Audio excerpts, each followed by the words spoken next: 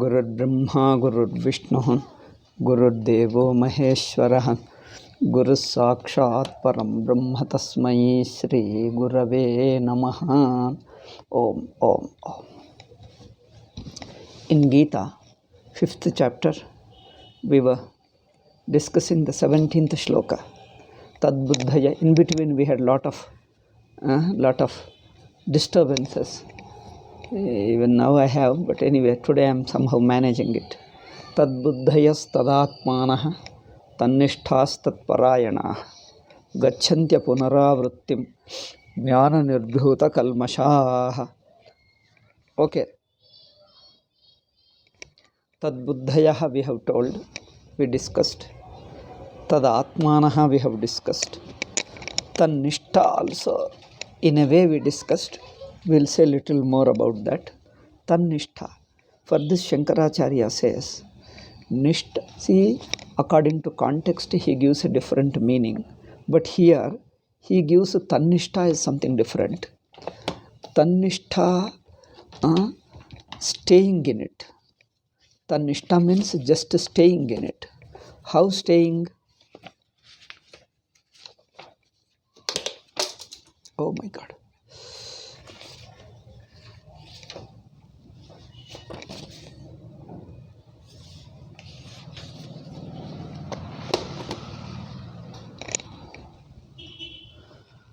No, I can't take it. Something has fallen here. Okay. Tannishta means staying in Brahman. How staying in Brahman? Now, person is doing some action. He says, Sarvani karmani sanyasya tasmin brahmanyeva avasthanam te tannishtaha. Generally, people are karmanishtaha. Vedanta is a teaching of Adhyaropapavada that we know. Okay. People are karmanishtaha. Karmanishta means, in other words, prayatnashilaha. People are making efforts and trying to become something. So, you make effort how? Both physically, orally and mentally. Kaya, Vak and Manaha. We have 3 ways of doing. I am surprised. Is it Sunday today or something else? Yeah, this is Sunday only, so no problem. Sunday is Gita. I was wondering, since nobody is seen here on the screen. Okay. So, karma or an effort. Effort is, one is physical karma, physical action, oral action, and mental action. Mental is imagination. Willing. Through your mind, you will. That means you imagine. Orally you speak, physically you act. Generally, we are always engaged in this some or other kind of activity. That means we have been doing something. We have been making efforts, or we have been struggling to achieve something, struggling to become something. This is an effort on our part. Physical effort, oral effort, and mental effort. So we are in the nishtha. Nishtha means we are staying in a condition of continuous struggle, continuously making effort.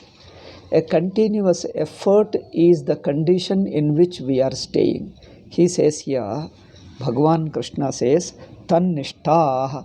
People are nishtha, abide in Brahman, stay in Brahman. That means to staying in Brahman means Brahman by his nature is not movement. It is the karta, it is an individual jiva who is continuously in a state of effort because he is continuously trying to become something. In other words, in modern language, he is trying to become. Jiva is trying to become. So he is in the state of trying to become.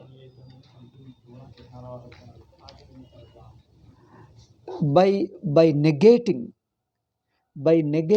this condition of jiva, who is continuously trying to become something, by negating this condition,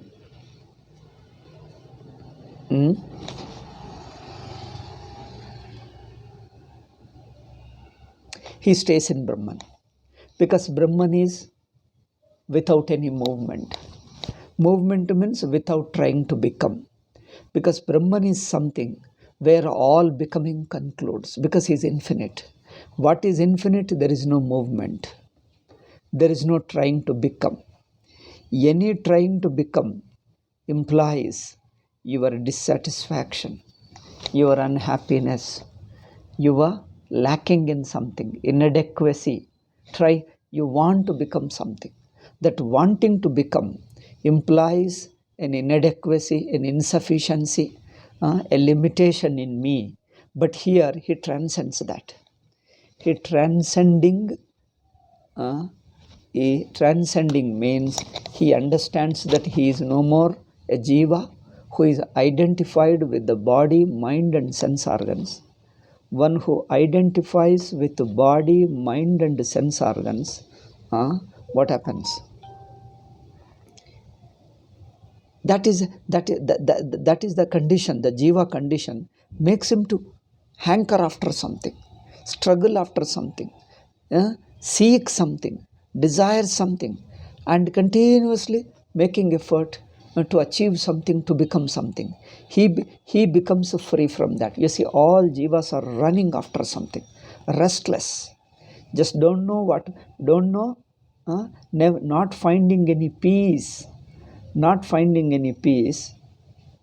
People are struggling hard, try to become, isn't it?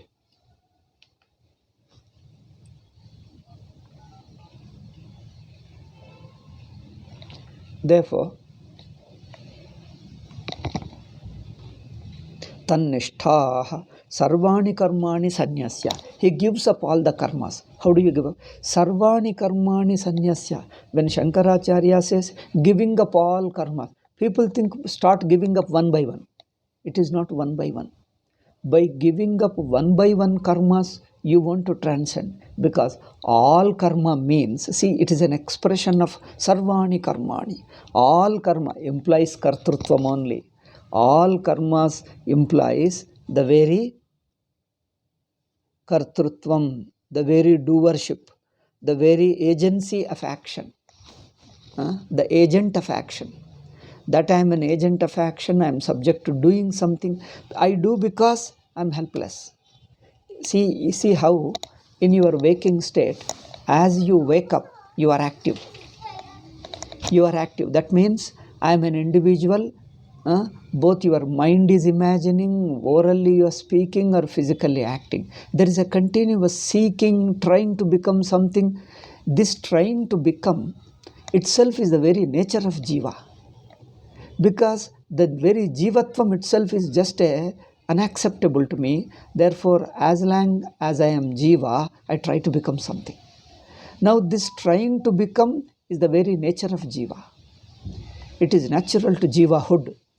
So, when do you find this jivahood, struggling jiva, in the waking state or in dream state? In waking state, when you are awake, during your all condition, during all your waking condition, you find yourself to be an individual. As an individual, I find myself to be continuously struggling to become something. So as long as I am a waking person, waking individual, this waking cannot be stopped. Only when I go to sleep, the struggle stops, isn't it? As long as I am a waking person, there is a continuous struggle. Only when I sleep, the struggling ends. That means struggling is not there. Again, when I wake up, again continue. But here, waking up is not an event in time. Waking state doesn't begin in time. Because every time you find yourself in the waking, you see that it is being there. It is beginningless and endless. Because deep sleep is not an event happening posterior to waking state. Sleep is timeless.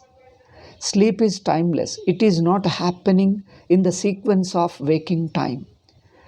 Deep sleep is timeless. Waking, during the experience of waking, you find time. That means you are moving within the waking state. You have a past, present, and future. This experience of past, present, and future, this experience you find within the waking state. I don't know, anything is a problem.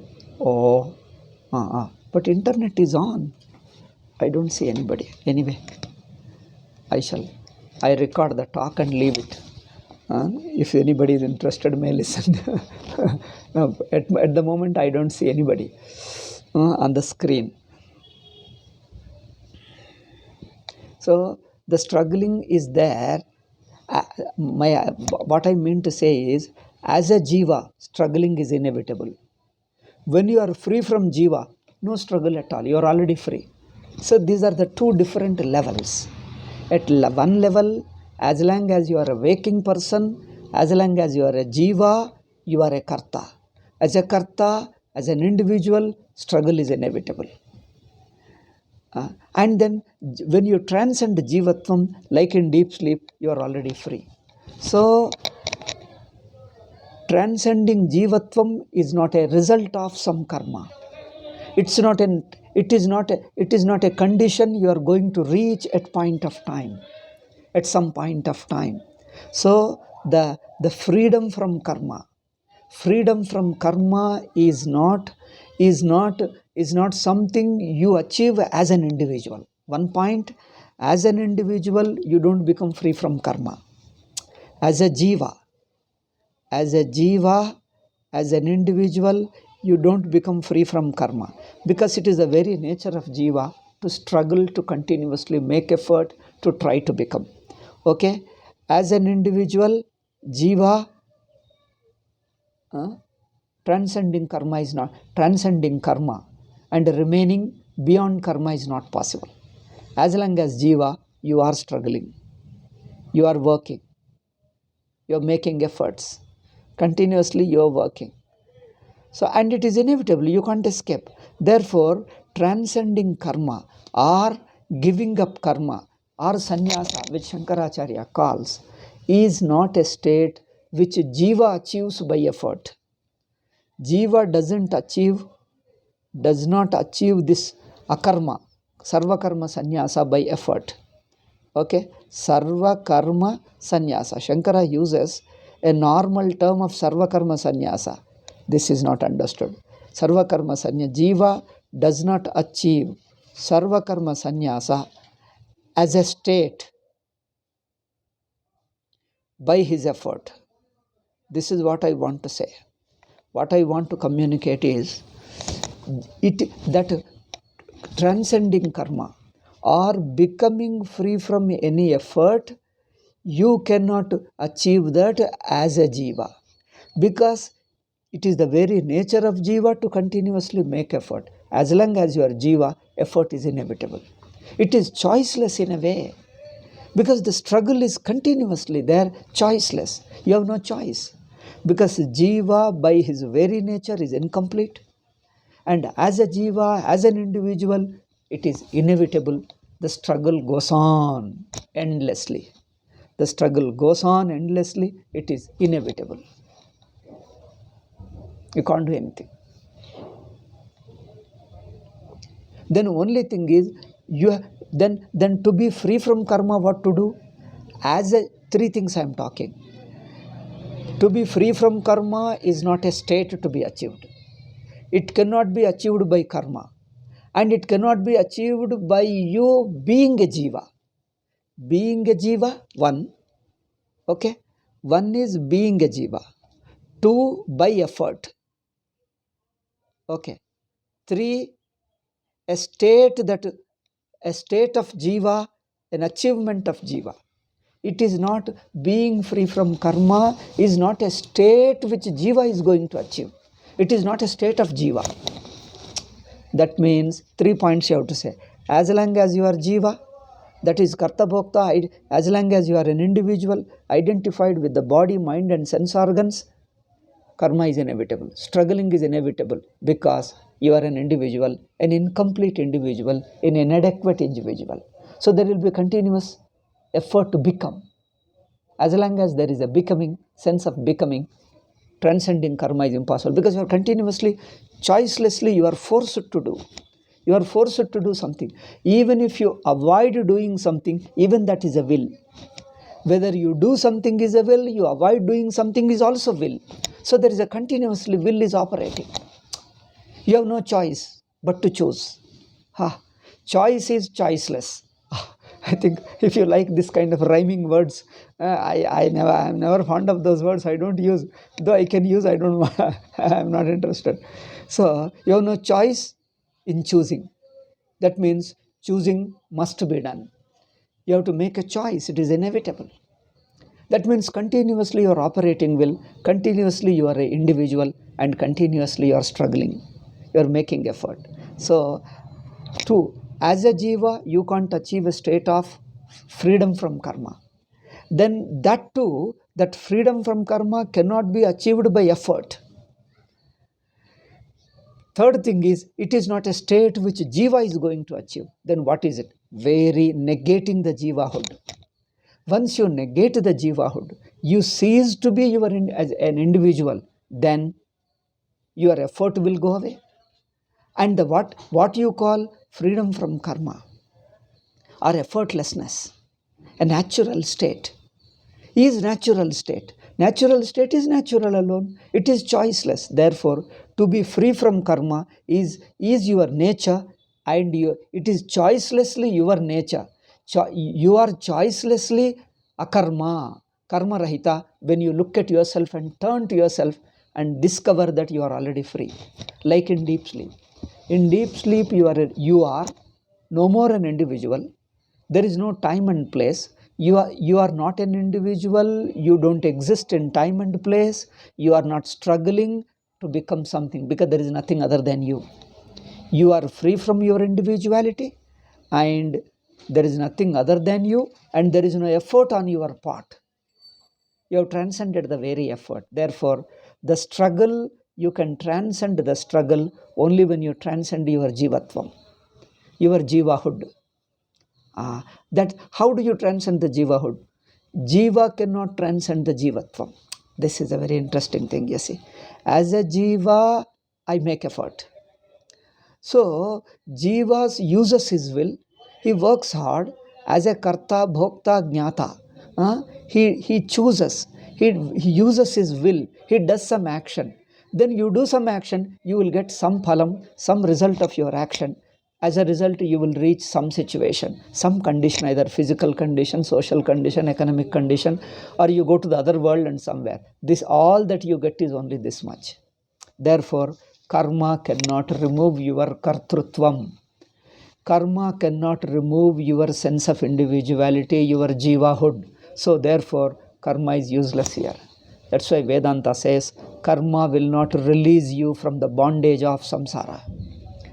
Karma will continue to take you to various situations, various conditions, from one condition to another condition, retaining your jivahood.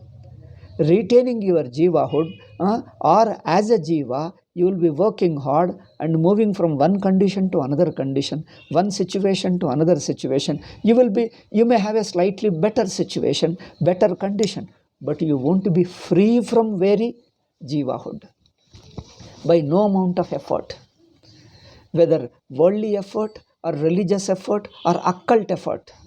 Occult means people call it some kind of a mystic effort, supernormal effort. Normal action, Shastriya religious action, or even occult yogic actions, whether through yogic sadhana or religious sadhana or a normal worldly sadhana, any kind of sadhana you undertake, all sadhanas, all efforts are made by the very jivahood. Jiva cannot drop his jivatvam. A karta, an agent of action, cannot drop his agenthood, his agency of action, his kartrutvam by doing karma. Karta cannot drop his kartrutvam by doing any amount of karma, because more you do karma, more you continue to be jiva. More you continue to be jiva, that's all. It's in fact doing karma. By doing karma, you don't make any dent on your jivahood. As a jiva, you will reach different conditions, better conditions, other situations, other conditions. But it doesn't erase your jivatvam, because karma or effort you make is not it is not directed against your jivahood. The effort of jiva is not directed against jivahood, because the very effort is a symptom of jiva. It is the very nature of jiva. See, the action means kartrutvam. Kartrutvam is the nature of jiva. Then any action you do, it is only an expression of your jivahood. So all your efforts are expressions of jivahood. Instinctive expressions of jivahood, they are not negator of jivahood. The effort of jiva, the effort on the part of jiva doesn't negate the very jivahood, because it is the very nature of jiva to express himself in the form of some action. Jiva naturally expresses in the form of some action, some or other effort. Therefore, effort is something like a symptom of a disease doesn't cure the very disease. Symptom of disease is produced by the disease. A symptom of disease doesn't cure the disease, because the very symptom arises because of disease. On account of disease, you find a symptom of the disease. And a symptom of disease, more and more you persist, more and more you continue to have your symptoms of disease. They don't heal the disease, they don't remove the disease, because they are the symptoms. Similarly, effort is the symptom of jivahood. Effort is an expression, an instinctive expression of jivahood. It is his nature. And he can't, by doing some karma, you can't transcend your jivahood, you can't negate your jivahood, you can't dismiss your jivahood. More you act, more you continue to be an individual. The only thing is, then what karma does it? Karma takes you to various situations, different situations. You get a better body, more healthier body, you get a better conditions, you go to the other world. You go to the other world, or your mental condition improves. You will have a more mental powers. If you are a religious man, your emotional state will be better. And if you are doing some yogic and occult sadhanas, your mind will acquire more powers. Okay, with your mind you can see distant objects, you can talk to people, you can read others' mind, you can change some situation, you can heal others' diseases. Some such powers you get, but all of them are functions of mind alone. So they are the powers of the mind, and you continue to be individual, identified with body, mind and sense organs. Okay, this individuality, this fact of, this means this condition of being an individual doesn't change. It's not going to change at all. Okay, then what to do? Therefore, jnanam alone. Jnanam means what? Karma. Jnanam means what? Karma doesn't solve your problem of samsara. This is what, this is a Advaitins say and Upanishads say, karma doesn't give you freedom from samsara. Then jnanam alone does. Jnanam means what? Jnanam in Vedantic context means discovery of yourself, intuiting yourself as free from your jivahood. Because jivahood cannot be changed, it is beginningless and endless. No amount of karma can remove the jivahood, because the jivahood is issuing out of karma is issuing out of jivahood, is an expression of jiva. Therefore, jivahood cannot be tackled, cannot be removed by karma, because karma itself comes in the wake of jivahood. In the wake of jivahood, there is an effort. So the effort which arises in the wake of jivahood or in the condition of jivahood, it can't go against itself, it can't remove the jivahood. It is incapable. All karma phala works operate within, they come into vogue within your jivahood alone. Karma and karma phala both are within your jivahood, they don't remove your jivahood. Therefore, karma is helpless, incapable of handling the problem. Therefore, we say jnana. Jnana means what? A discovery and understanding. It's not a, jnana is not simple concept. Because concept, again, it is the jiva who gets the concept. So the conceptual knowledge is also jivahood alone. If you are logically convinced, or if you form a concept that I am Brahman, that doesn't remove your jivahood. Okay, therefore, conceptual knowledge is not a knowledge at all here. We don't mean in Vedanta conceptual knowledge or intellectual knowledge, whatever word you use. We call it an intuition, aparoksha jnanam, anubhava rupa jnanam. Anubhava or aparoksha jnanam or intuitive understanding. This intuitive understanding, you transcend the very individuality, very jivahood. So you come to discover. So a discover takes place. How do you discover? How do the scientists discover? By researching, by searching. Searching means what? Research means what? By observing. When you observe what is already existing, you come to discover it. Similarly here, you have to observe yourself, you have to observe your own experiences, and in your inner core, what Shastra says, then how to observe it? We have no idea. Because as an individual, the faculty which I have, the mind, only thing is, we have got only 2 or 3 things only. One is the perception. Perception is one means of learning something, knowing something. Second is inference. In the perceptions, you have got a sense perception, another is mental perception. Third is mystic perception or yogic perception. All the perceptions belong to jivahood alone. Sense perception. Mental, with sense perception, you perceive the external objects. With mental perceptions, you perceive your emotions. Okay. Third one is a yogic perception. You perceive some kind of a distant objects. You can read others' mind. These are little supernormal, but even that is another faculty of mind, another capacity of mind which is little deeper, which is little unusual. Everybody doesn't have. You have to do some extra sadhana to be able to cultivate and develop that mind's extra capacity. But still it is of mind alone, and you who identify with that mind, you continue to be same jiva. Therefore, sense perception, mental perception, that is emotions, and yogic perception. And fourth one is inference. We have got only perception and inference. Perception is 3 types, and inference. And with these 2, we cannot know. Because the field of inference as well as the perception is within the world alone. Within the jivahood alone. It doesn't turn inward and remove your jivahood. You can't observe very jivahood. Because as a jiva, you are observing. Jiva means a subject related to object, an individual related to another. This relational state you exist. As a jiva, you remain an individual, and being as an individual, you are related to second one. In this relational state you remain. All these, so far I told the 3 kinds of perceptions and inference operate within this relational state alone. See?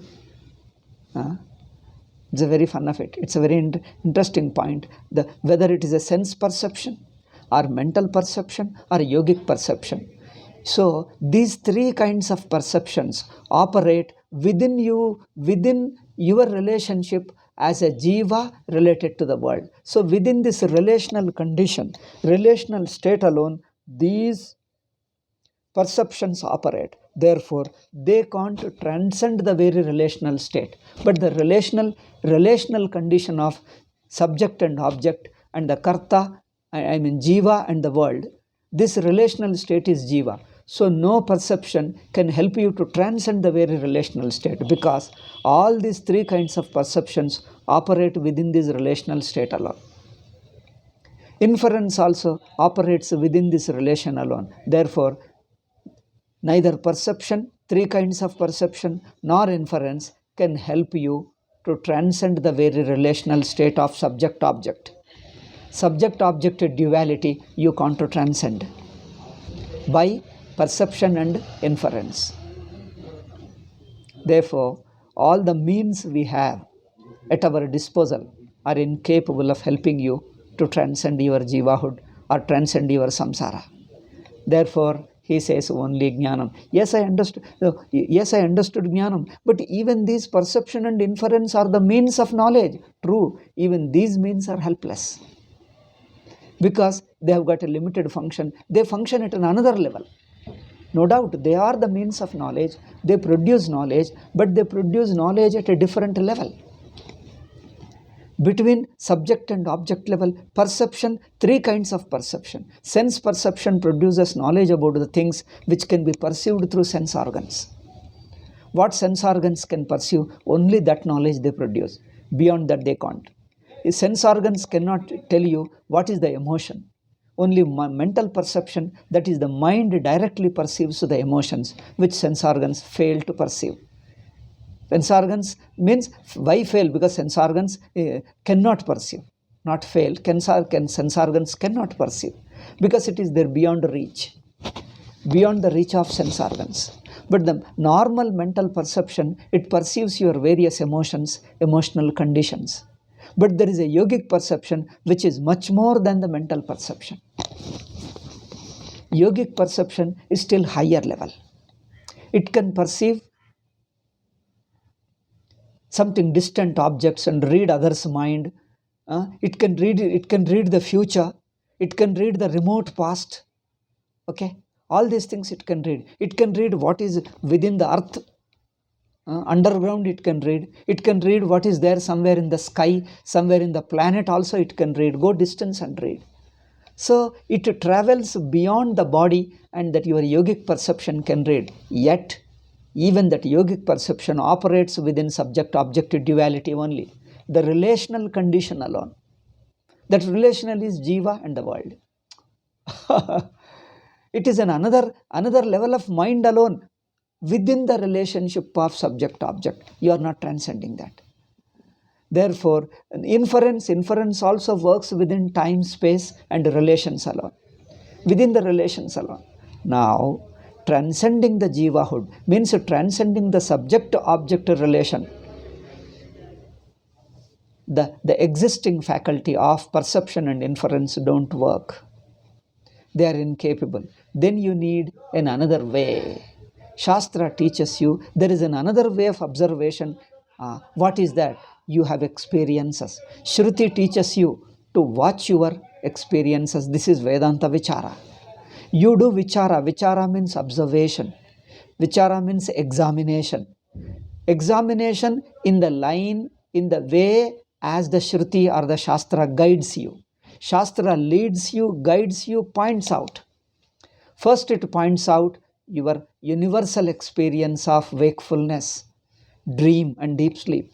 You have these three experiences. Okay.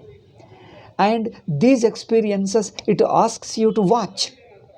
Pay attention to these experiences. What are you? How are you in your waking state and dream state and deep sleep? Watch these whole three states. The waking state includes the waking world and your waking individuality.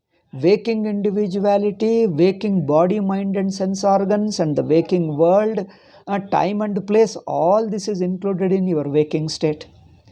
So, waking state is a consciousness. It is a large, vast consciousness. It encompasses the entire waking state. It pervades the entire waking state. Okay? You have a consciousness. It is another level of consciousness within you which pervades the entire waking state. Your waking individuality, your waking body, waking mind, waking sense organs, and your waking entire waking world, including the waking time and place of past, present, and future. Okay, so this wakeful consciousness, which pervades the entire waking state, stay as the waking state, stay as the waking consciousness. At that level, you watch, you examine, as the Shruti points out. First, Shruti points out, awakens in you this wakeful consciousness. It helps you to pay attention to your wakeful consciousness, discover yourself as the wakeful consciousness. Okay, it is a wakeful consciousness which includes, which pervades, which encompasses the entire waking state, entire waking subject and object. It pervades the waking subject and object. That's important. Waking subject and object, it includes within it. Then next, when the waking state goes away, is negated or goes away, you are in dream. The same consciousness, the entire wakeful consciousness which pervaded the entire waking world, remains. It swallows, it erases the waking world, but the same consciousness starts watching. The same consciousness watches the dream world. Okay, the entire wakeful consciousness, stands as it is, and it will be watching the dream. So the consciousness, the entire wakeful consciousness is the same, whether it is watching dream world or the waking world, whether it is watching the dream individuality or waking individuality.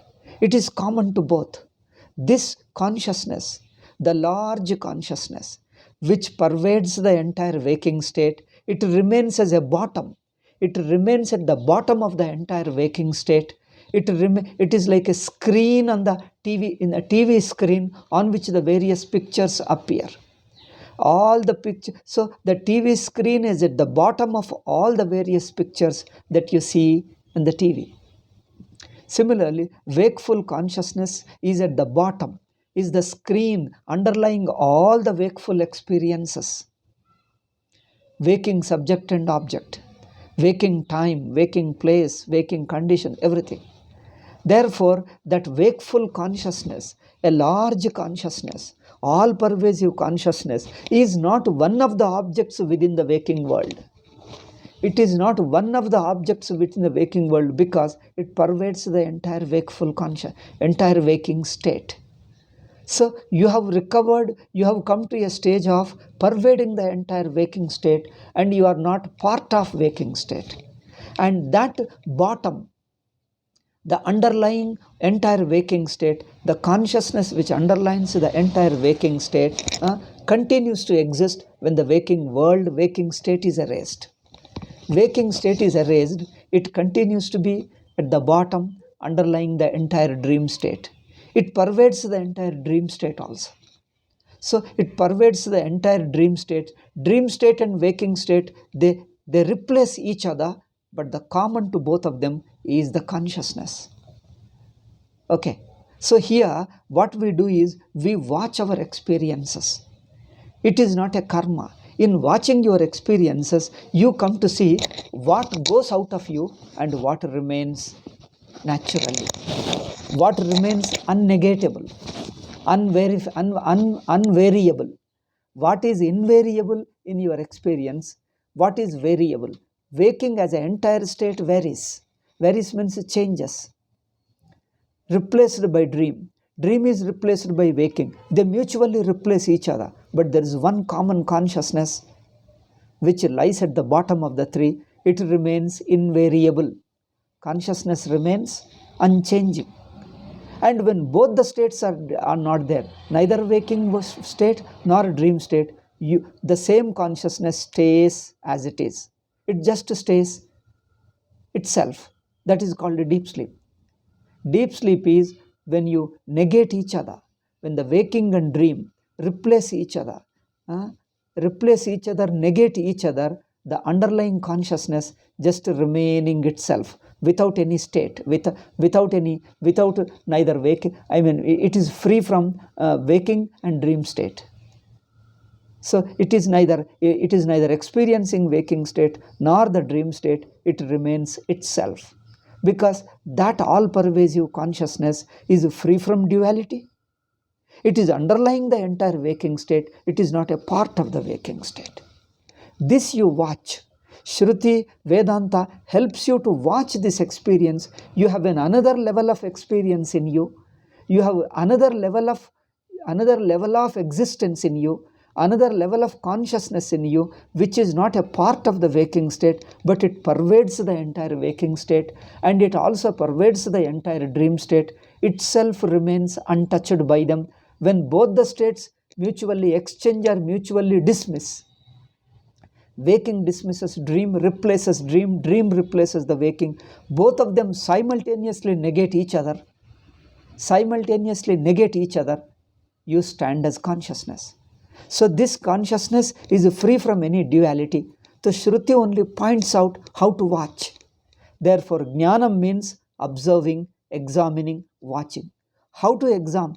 Shruti, watch. Shruti points out. Shruti directs you. Shruti points out. You keep watching. As you watch, see what goes away, what remains.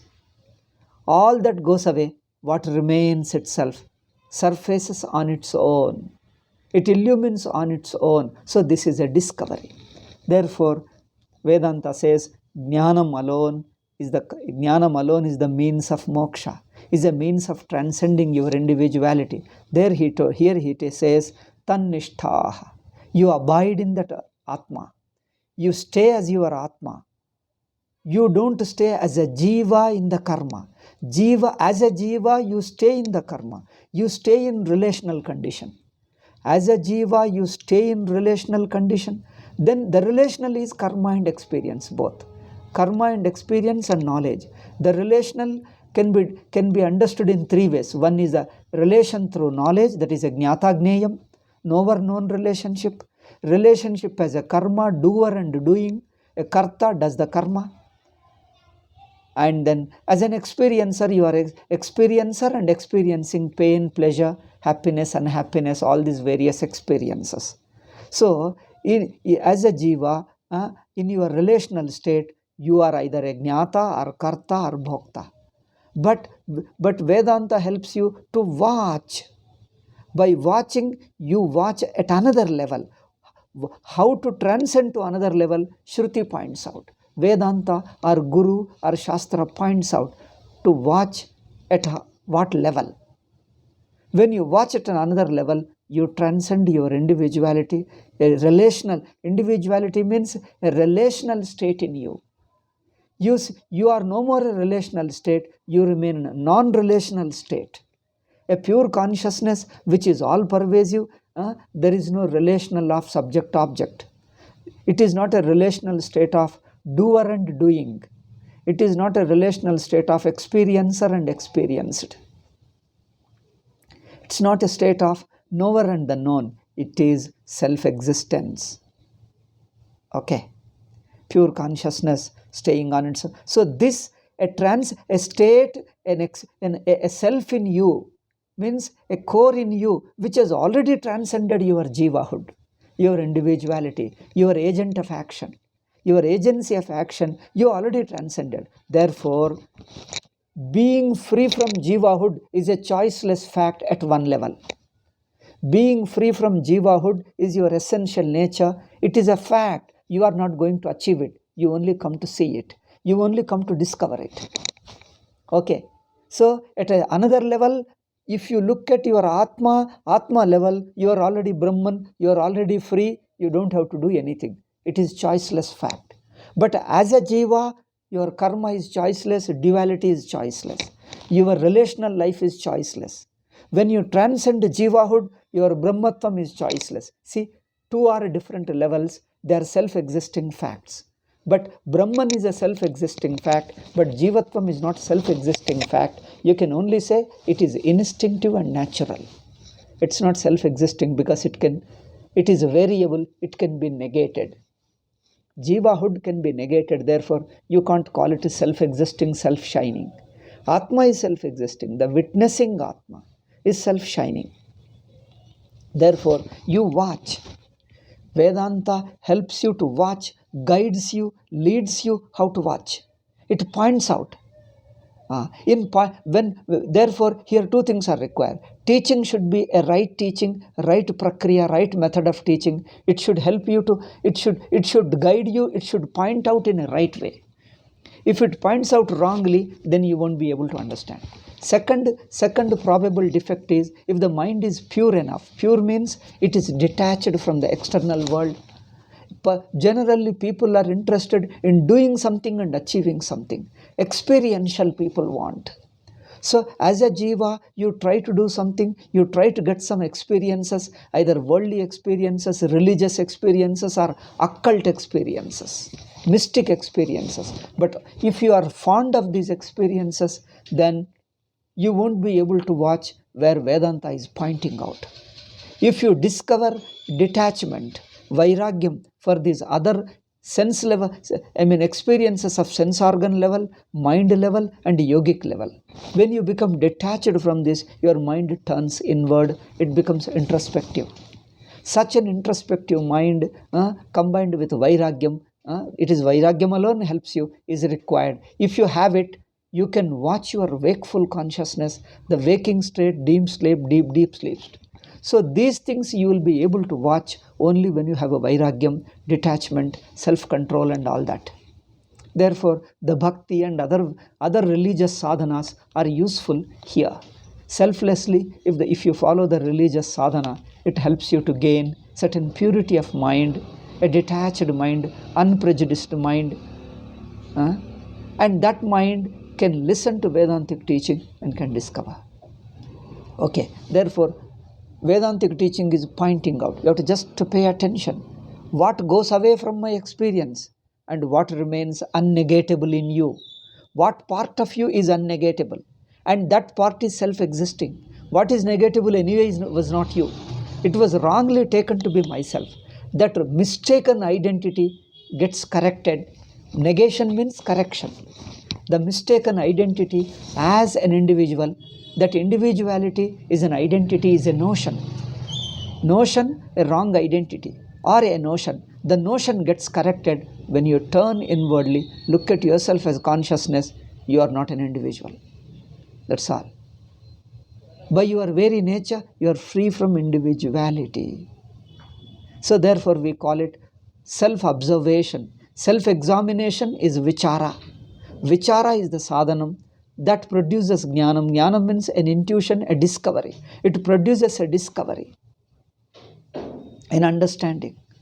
By examining, you come to discover that, oh, you are already free. You are no more an individual. Not only now, neither you were individual, nor you are, nor you ever will be. Because you have never been an individual. You are already the pure consciousness.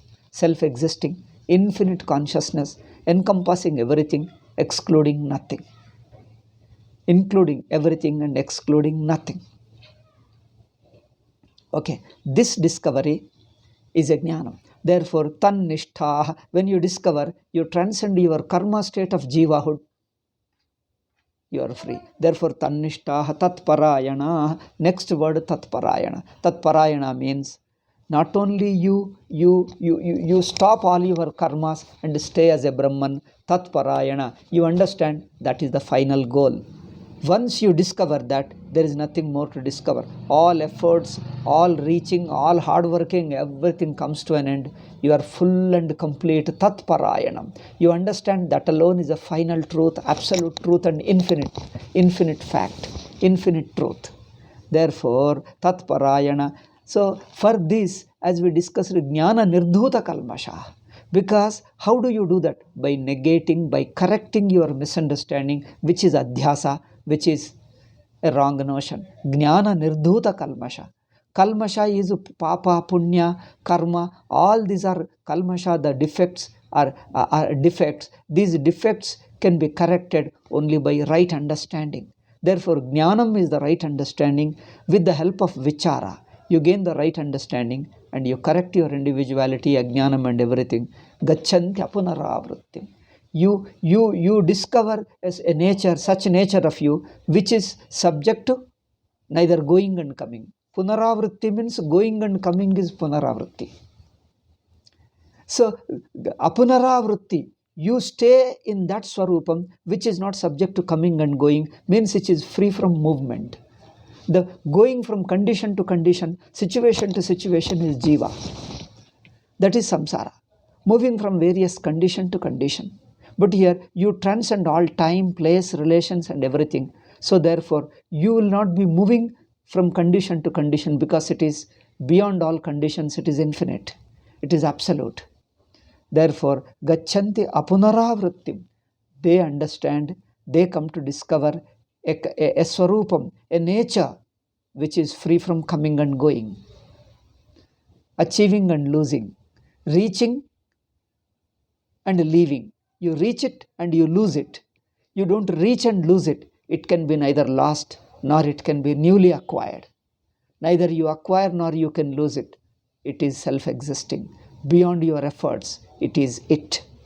Therefore, I think we'll conclude with today with this shloka, because this shloka has been going on for months together. Next is Vidya Vinaya Sampanne. 18th shloka, I just read out and leave it for the next class. Vidya Vinaya Sampanne Brahmane Gavihastini Shunichaiva Swapa Kecha Pandita Samadarshinaha. So once you get the jnanam, your awareness will be self-shining, continuous, unbroken. It doesn't become dim. It's a continuously one self-shining consciousness. Therefore, that self-shining consciousness, all pervasive, that absolute Atma, you will not lose anything. Absolute Atma, which you have discovered, is not a conditional thing. Therefore, it is neither, it is not acquired one, nor it can be lost. There is no condition where you can lose your absolute Atma, absolute discovery of the absolute Atma, that understanding of absolute Atma. You always stay in that Brahma Swarupam, in that nature of Brahman all the time. There is no condition you will lose it. So, how does he behave? He says, Vidya Vinaya Sampanne Brahmane Gavihastini. This we shall discuss in the next class. Om Shanti Shanti Shanti. Hari Om Shri Gurubhyo Namaha. Sorry. Hari Om Shri Gurubhyo Namaha. Hari Om Datsat.